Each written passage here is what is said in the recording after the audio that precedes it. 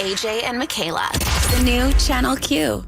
We're joined now by a couple of women who've done something to me that is absolutely unthinkable. They've created a book on the life of a sister and a lover lost. The book is The Book of Atlantis Black, The Search for a Sister Gone Missing. So Atlantis Black, her sister Betsy Bonner wrote this book along with Atlantis' former partner Leah Jackson. They're both on the line with us right now. Thank you, ladies, for being here. Thank you so much. Good morning. This story. Thanks for having us. It's hard to sort of put into words what exactly this story is. But can you take us back a bit to the beginning and how we got to this point?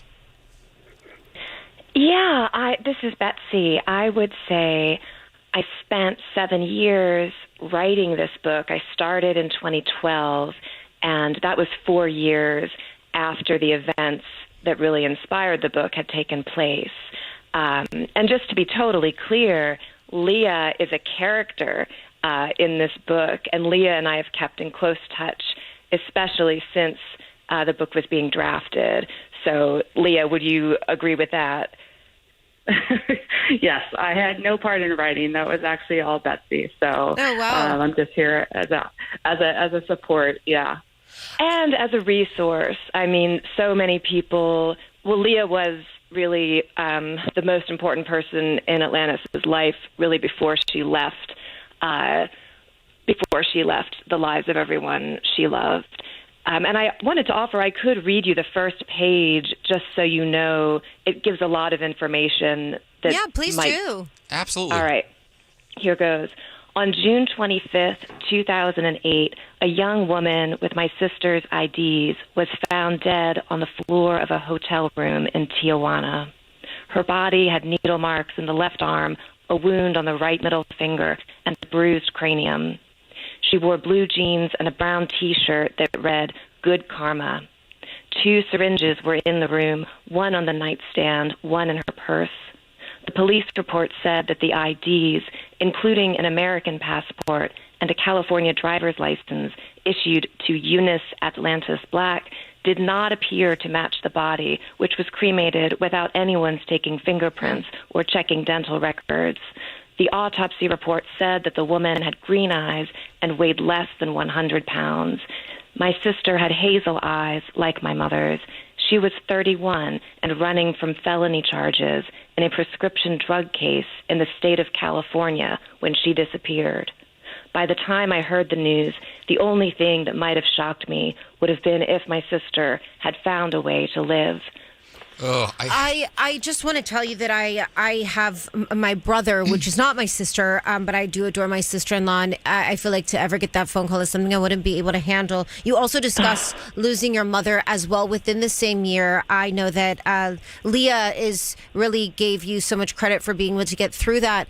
Why did you want to share this story? Obviously, with it being your sister, it's important, but how did you know it was meant for a larger calling?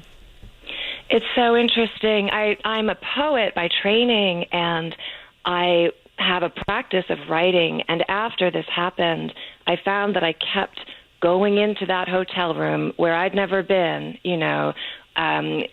sort of trying to see things through my sister's eyes. And I realized I was writing prose. So I had to study memoir, creative nonfiction, literary nonfiction. And this book turned into a kind of hybrid.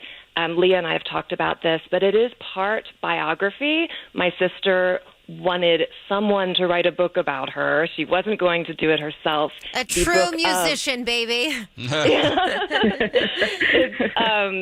Leah has a line of Atlantis' that she liked to say about her own music career, which is a whole other part of Atlantis, and really the part of her when we're celebrating her, we know that that's where she was happiest. She was happiest on stage, and she was happiest performing music. Well, and maybe, Leah, you could talk about that. Yeah, Leah, I want to hear about that because I also want to know, first and foremost, do you find solace in her music now?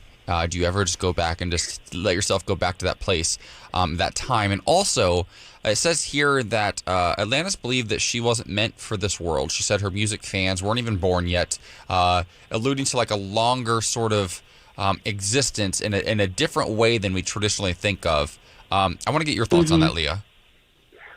Yeah, it's, Betsy and I talk about this, and it's kind of, we're half joking, but, Atlantis was very serious about, her place in the world and, kind of her belief on suicide and just, her feeling that, she just wasn't meant to be on this earth, on this planet for long. And I think she knew her destiny at the end of the day.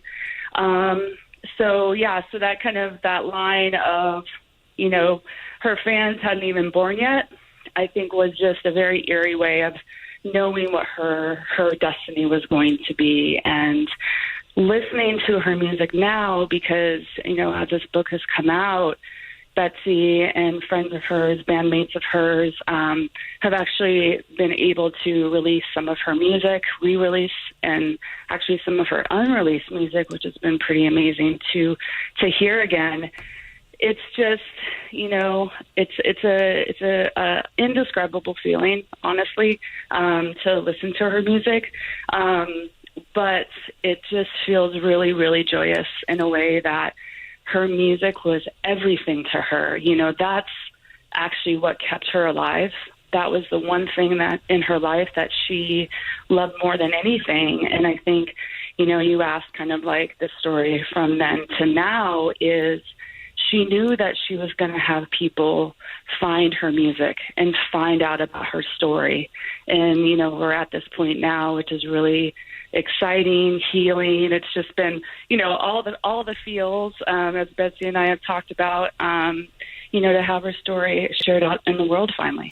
Well, I think this is an amazing story that talks about mental health and sexual abuse and, experiencing the survival of it all. And just the roller coaster of a relationship. Just everything and with sisters and with lovers. And listen, I'm a singer at the end of the day, and you can ask AJ.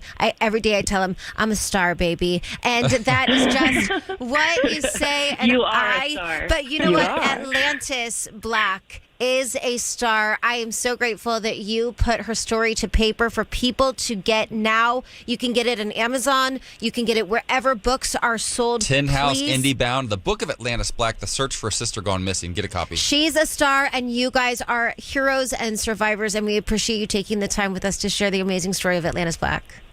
Oh, thank you, Thank you so much. All right, you guys, we'll come.